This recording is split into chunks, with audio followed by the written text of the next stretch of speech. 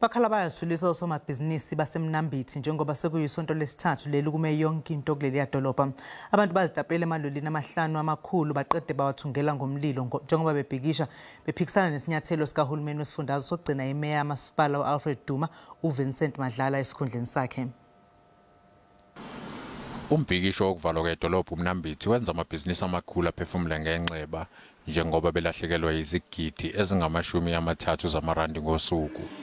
Usomabhizinisi waseMnambithi uzodwa Ndaba unendawo yokudlela neyokucima ukoma esizindeni sedolobha. Le ndawo yakhe ijwayele ukugcwala kodwa kulezi insuku ibhizinisi lakhe yalenza inzuzo. Inkinga esibhekana nayo kakhulu ukuthi ngigcina sengi-short staffed.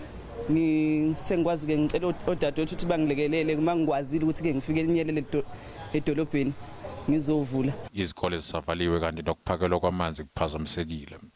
Abanikazi bamatekisi nabo beseka lo mbhikisho ngokugodla amakhumbi abo. Uma ngabe kuukuthi umphakathi awusebenzi nathi siyalimala kakhulu. Kodwa okwesiteleka lesomphakathi sasipota kakhulu. Uhulumeni uthi umthelela ohlangothini lwezomnotho kuleli dolobha uzwela kakhulu. The loss of income revenue to the workers from various sectors of the economy is estimated to about 10 million.